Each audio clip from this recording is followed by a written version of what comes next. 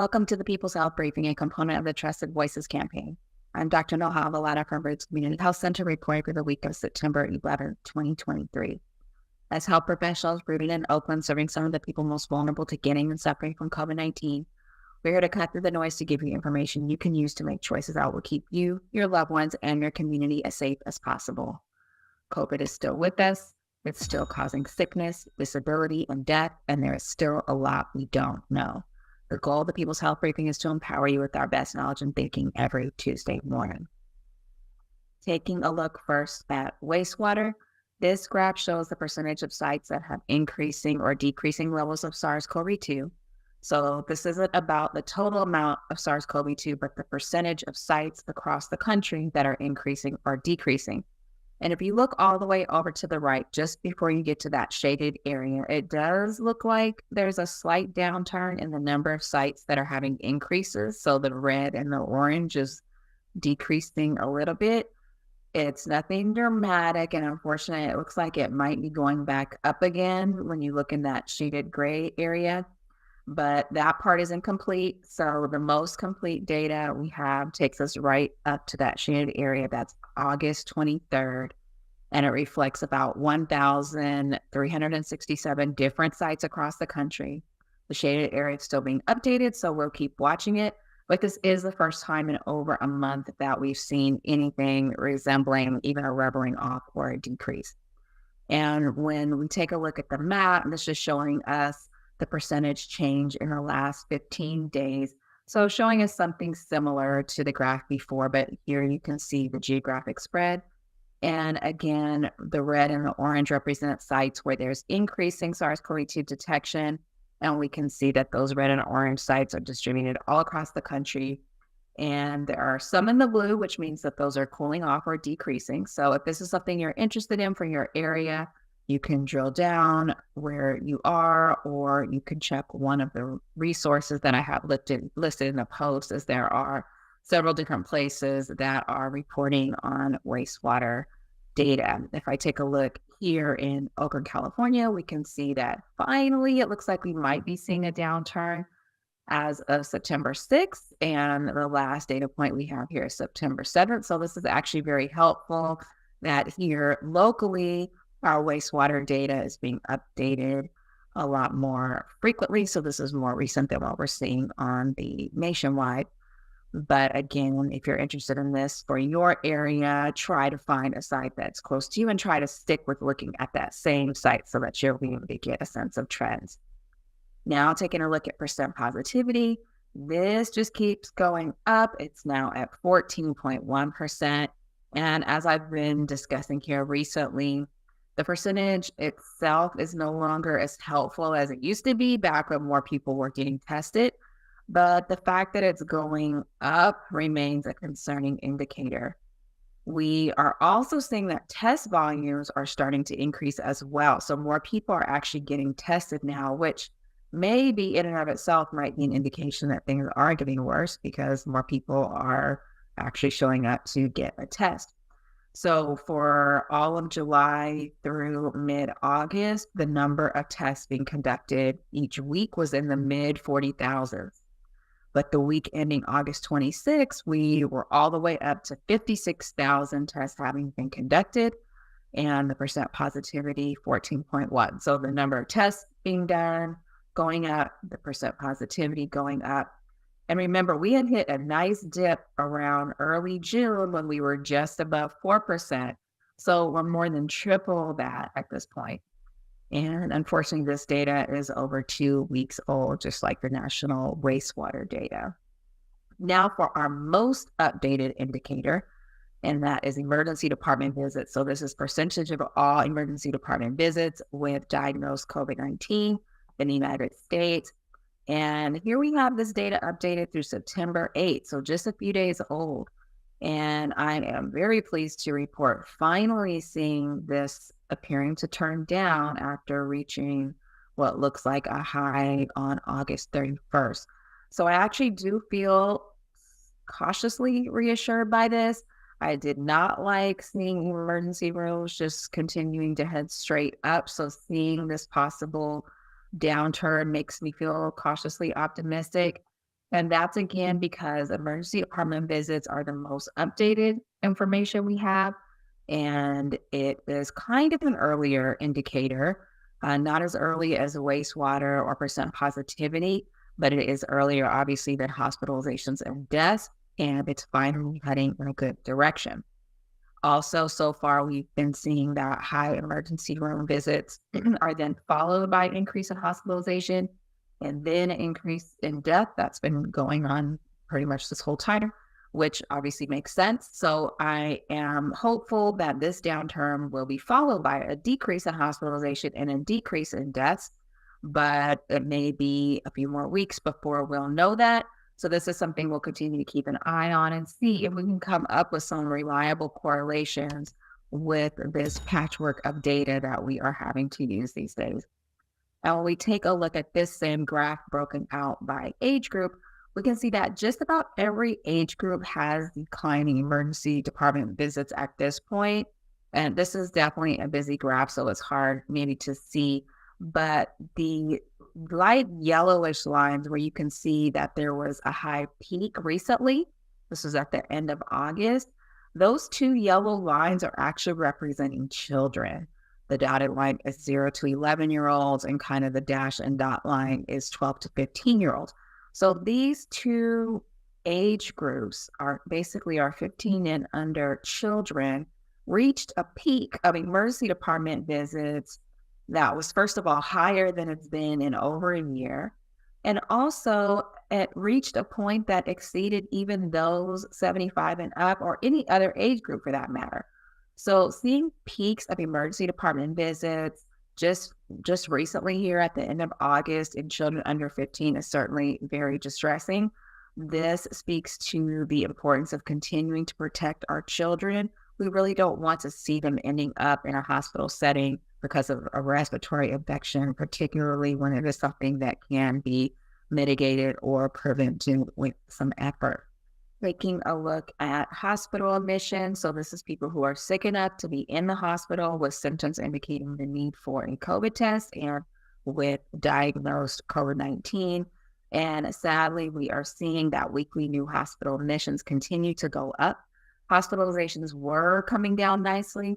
We got down to the range of 6,000 hospitalizations per week for much of the month of June. But that trajectory reversed early in July, and we now unfortunately have 18,871 new hospital admissions for the week ending September 2nd. So hospitalizations with or for COVID are currently triple what they were for much of June, definitely still headed significantly in the wrong direction. So we will be watchfully waiting to see if this continues to go up or if it will be followed behind emergency department visits and have some kind of a downturn in the next few weeks. We'll just have to wait and see.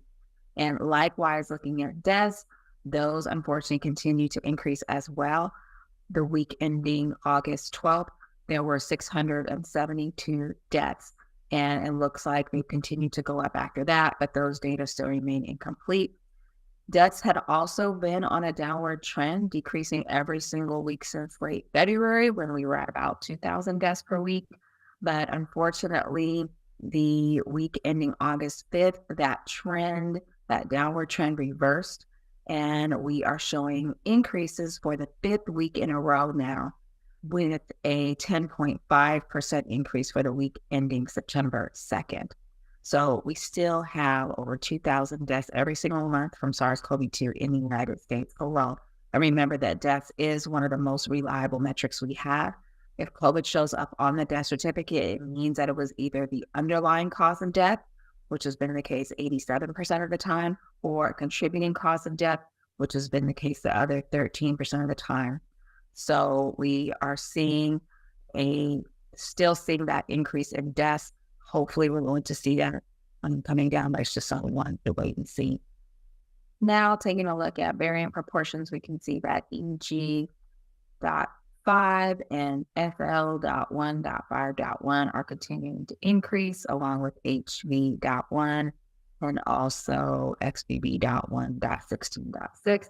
And despite all these different names, these are actually all still part of the XBB family. we can see that the variant I've been talking about a lot these last several weeks, the BA.2.86, is actually not shown here. It hasn't gotten up to that level yet. It's not taking over, but it is one that we're keeping a close eye on for a couple of reasons. I'll get into that in a few minutes, but for now, it is clear that we are still dealing with almost all XBB subvariants of Omicron, which is a good thing for now. And by now, I think we've all heard the news that on September 11th, the FDA approved and authorized the new boosters against SARS-CoV-2. So far, they've only authorized the mRNA boosters, so that is Pfizer and Moderna. And these are both monovalent formulations, meaning it only has a single component, unlike the bivalent that we had last time. And this component corresponds to the XBB.1.5 subvariant of Omicron, which, as we just showed on the prior slide, is really not significantly circulating any longer. In fact, right now, XBB.1.5 is projected to make up only about 3% of total circulating variants. And it made up about half of the variants we were seeing back in late May, early June, when the decision was made by the FDA to use XBB.1.5 as the target for the new boosters.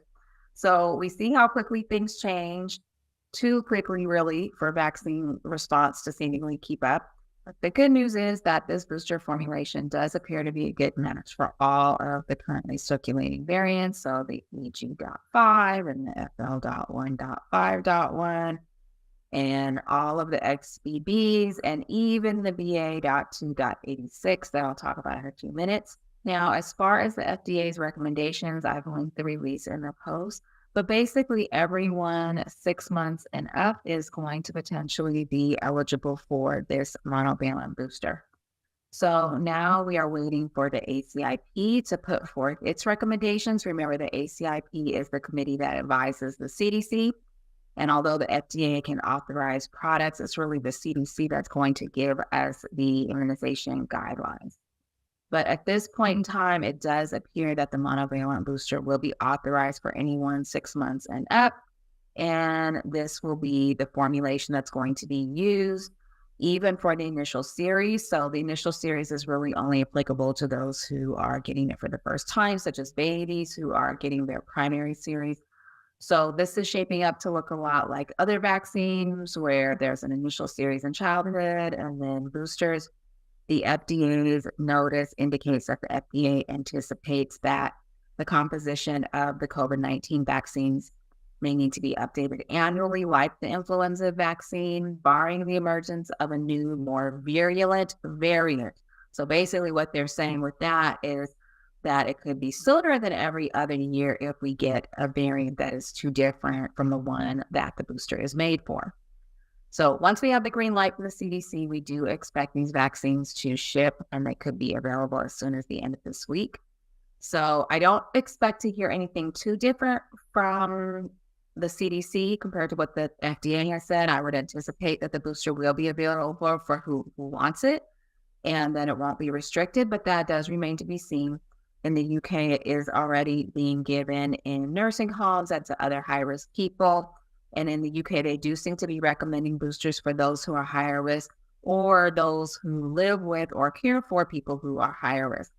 But here in the United States, it will likely be different, as it has been pretty much most of the times that we've rolled out new vaccines. So once we have the details on what the CDC is suggesting, I'll certainly share those. But I would suspect that it will be fairly widely available for those 6 months of age and up. Now, if you've had a booster in the last 2 months or you've had COVID in the last 3 months, it's likely that the recommendation will be to wait a bit to get the monovalent vaccine. And that's just more to optimize when it's going to be the most effective for you. The other important thing to note is that the bivalent vaccines are now no longer authorized. So we'll basically need to get rid of the bivalent vaccines. We don't expect them to have very good activity against the currently circulating variants, at least not compared to this monovalent formulation. So they're no longer authorized as of now, and the monovalent will be the only one available. And remember, this is only the Pfizer and the Moderna that have been approved. Novavax is still awaiting approval. Now, what kind of data or information do we have that supports the approval of the Pfizer and the Moderna vaccines? Basically, as promised, the FDA is able to more easily approve updated mRNA vaccines because it has already approved their manufacturing process and the mRNA platform of those mRNA vaccines. So it's a little trickier with other types of vaccines where the manufacturing processes are different with each one and they have to approve the entire process each time. But this is supposedly one of those steps that's already taken care of for the mRNA vaccines. And this is one of the reasons why, as we were told, that these vaccines could be manufactured much more rapidly. I'd still say it's not rapid enough. But according to the FDA, this similarity of the manufacturing process is part of the information that they have used to be able to approve these vaccines quickly. They also have data from lab and animal studies that are showing safety of the vaccine, also showing the neutralizing activity against the currently circulating variants, like I mentioned, the EG5 and the BA.2.86 variant. And so we do expect it to be a good match. We also have this preprint here that is demonstrating the safety and the immunogenicity. So how good of an immune response that is being provoked by these mRNA vaccines. This is a human study. It is showing that the vaccine was safe in this small sample of about 100 patients. They also found that the side effects were very similar to the ones that were reported for the original vaccine. And lastly, it is showing that there was a potent response against all of those variants that I've mentioned today that are currently circulating, including the BA.2.86. So this is kind of an intro study, and they will continue to provide more data as time goes on. So basically, all the data that we have is suggesting that the new vaccine is a good match for the current variants. That is a relief. Hopefully, it stays that way. They also are relying on the benefit risk profile of the vaccines that have been authorized before.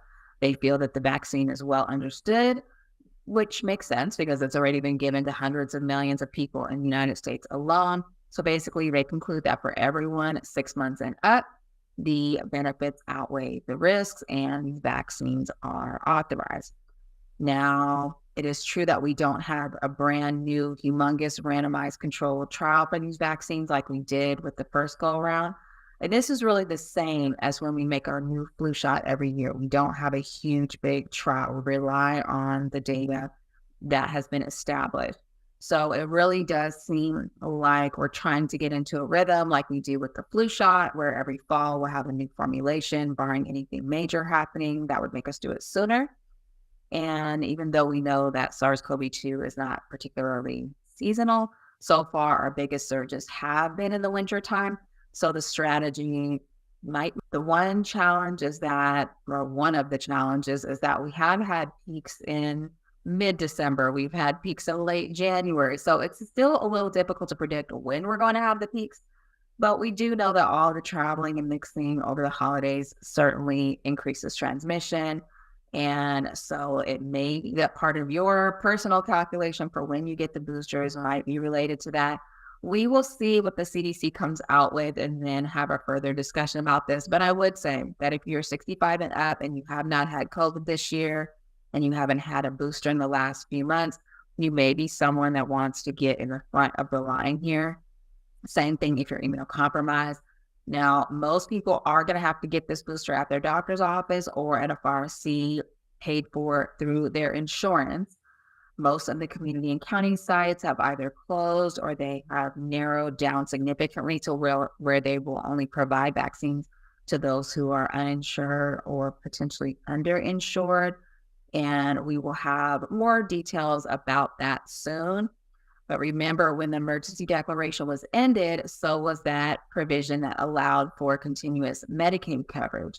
So many people are currently falling off their Medicaid, or they are being redetermined and found to no longer qualify. So I am concerned that there's going to be people kind of in this gap where they're falling off of coverage and not sure how to get these things taken care of, like vaccines or even tests or treatment. So I would urge you to make sure your coverage is in place, not only for the booster, but also for everything else, basically, including testing and treatment, especially if you're at risk of a bad outcome from SARS-CoV-2. Make sure that if you are on Medicaid, that your coverage is still in force. And if not, if it does lapse, then you should be available for those no-cost vaccines for uninsured and underinsured individuals. And now, what about Novavax? I have gotten some questions about Novavax, especially from people who, for whatever reason, prefer not to get the mRNA vaccine. Some people just never like the idea of the mRNA vaccine for whatever reason. Others are hoping for a more long-lasting result with Novavax, even though I think the performance of any of these monovalent vaccines in the population still remains to be seen. So we're going to have to see what it does in the real world. Some people just didn't care for the side effects they got with mRNA and they want to try their hand at Novavax. Of course, there's no guarantee about what side effects anyone's going to have with any of these. They all tend to be fairly similar to one another, but we don't quite have enough, I think, data in the population, again, definitely on these monovalent boosters, and the Novavax is not even authorized yet. But the Novavax monovalent booster does look promising.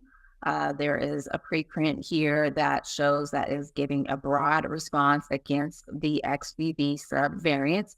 So it does look as though there will be another good choice once it does become available. We are waiting for this while we're waiting on both the FDA and the CDC for the Novavax approval. And according to a statement from Novavax, they say that they will be ready to distribute their non-mRNA COVID vaccine just as soon as they get their approval. And it's not clear when that will happen, but they are seeking approval for a monovalent booster for individuals 12 years old and up. So for those who are thinking about waiting for Novavax, probably depends how at risk you are and how long we're going to have to wait as to whether this is going to be an advisable strategy or not. If you're in a high risk category, the guidance will probably be the same as it has been all along, which is just get the one that is available to you. And with COVID levels still high out there, I think it's advisable to have all the layers of protection that are available to you. And Novavax has indicated that they will be presenting their updated data at this ACIP meeting, right along with Pfizer and Moderna. So I'm certainly looking forward to seeing all the data that will be presented here, and I will report back on more of that next week. And lastly, I just have one update about the BA.2.86 variant. This variant has been identified in several different countries in the world and several different states in the United States. It's not taking off at any great speed, which is good, but something I've been reporting on here for the last several weeks because there are some concerning features to it. First, it was just the sheer number of mutations that it had on the spike protein.